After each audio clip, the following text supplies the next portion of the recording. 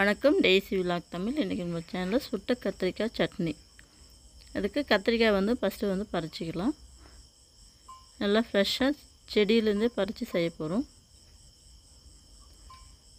நல்லா பிஞ்சியாக இருக்கிற கத்திரிக்காய் பார்த்து அறுத்துக்கலாம்.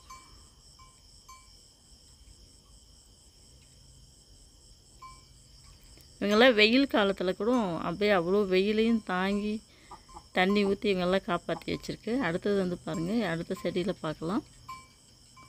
நல்லா பூச்சி இல்லாமல் நல்லா இருக்கிற காயை பார்த்து அறுத்துக்கலாம்.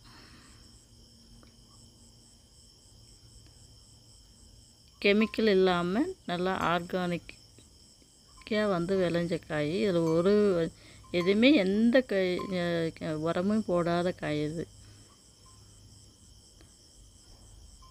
இவன் எங்கள் வீட்டோட செல்லக்குட்டி. எங்கே போனாலும் கூடயே வருவான்.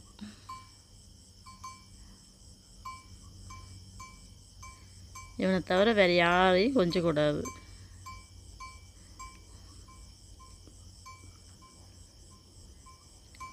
கத்திரிக்காயை அறுத்துட்டு கழுவிட்டு சுத்தமாக தொடச்சிக்கலாம். தொடச்சிட்டு இந்த மாதிரி கீறி விட்டுக்கலாம். எல்லா காயிலும் இதே மாதிரி கீறிக்கலாம்.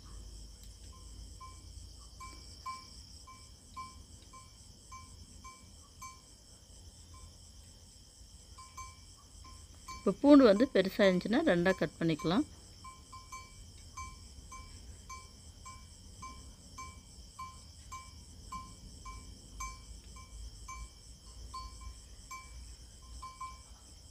நல்லா உள்ள பூண்டு, பச்சை மிளகாய்.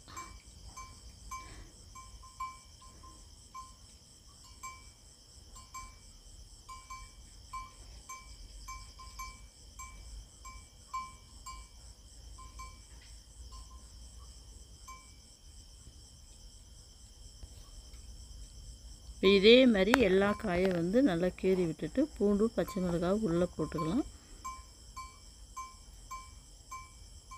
நல்லா ஸ்டஃப் பண்ணி தனியாக எடுத்து வச்சுக்கலாம். அடுத்தது இந்த மாதிரி ஒரு ஸ்டாண்டு வச்சு இந்த எல்லா கத்திரிக்காயும் 4 கத்திரிக்காய், ஒரு தக்காளி, ஒரு 6லேருந்து 7 வரைக்கும் சின்ன வெங்காயம் தோலோடு அப்படியே வச்சு சுட்டுக்கலாம்.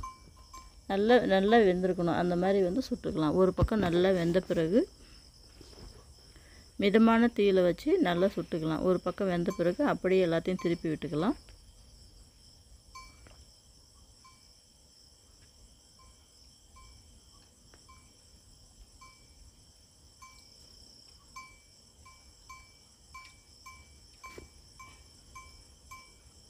இப்போ எல்லாத்தையும் திருப்பி விட்டு நல்லா வெந்துச்சு. இப்போ இந்த ஸ்டேஜில் ஸ்டவ் ஆஃப் பண்ணிவிட்டு ஒவ்வொன்றா எடுத்து தனியாக வச்சுக்கலாம்.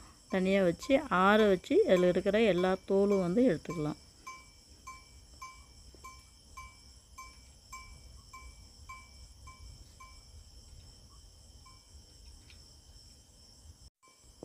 ஆறின பிறகு மேலே இருக்கிற எல்லா தோலையும் இதே மாதிரி உரித்து தனியாக வச்சுக்கலாம்.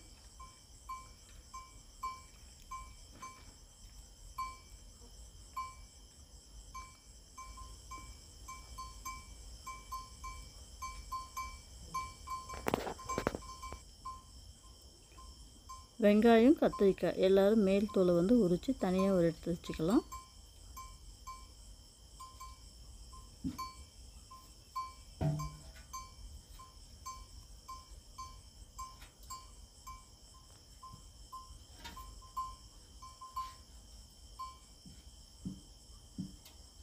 கத்திரிக்காவை இந்த காம்பு எடுத்துட்டு இதே மாதிரி தோலை எடுத்துட்டு தோல் உரித்து வச்ச கத்திரிக்காய், வெங்காயம், தக்காளி நம்ம கை போட்டு நல்லா பிசைஞ்சிக்கலாம். இல்லைன்னா இந்த மாதிரி கரண்டி இல்லைன்னா நல்லா ஒரு மத்து வச்சு எல்லாம் கூட கரைஞ்சிக்கலாம். இல்லைன்னா ஒரு மிக்சியில் போட்டு ஒரு 2 சுற்று சுற்றினா போதும். எல்லாம் ஒன்று பாதையும் நல்லா அரைபட்டுரும். இப்போ நான் மிக்சியில் தான் ஒரு 2 பல்ஸ் மோடில் ஒரு 2 சுற்றி இந்த மாதிரி வச்சுருக்கேன். இப்போ தேவையான அளவுக்கு உப்பு போட்டுக்கலாம். எல்லாத்தையும் சேர்த்து நல்லா கலந்து விட்டுக்கலாம்.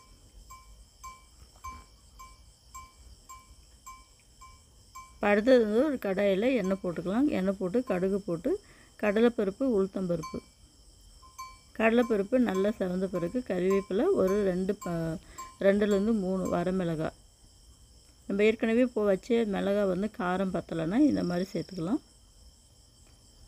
மிளகாய் காரமாக இருக்குன்னா இது தேவையில்லை. மிளகாய் எல்லாத்தையும் தாளித்து கொட்டி நல்லா கலந்து விடலாம். அவ்வளோதான். ட்ரெடிஷ்னல் மெத்தட் சுட்ட கத்திரிக்காய் சட்னி ரெடி ஆயிடுச்சு. இந்த ரெசிபி உங்களுக்கு பிடிச்சிருந்தா என்னோடய சேனலுக்கு லைக் பண்ணுங்கள், ஷேர் பண்ணுங்கள். டெய்ஸி விலாக் தமிழுக்கு சப்ஸ்கிரைப் பண்ணுங்கள். மீண்டும் அடுத்த வீடியோவில் சந்திக்கலாம். நன்றி, வணக்கம்.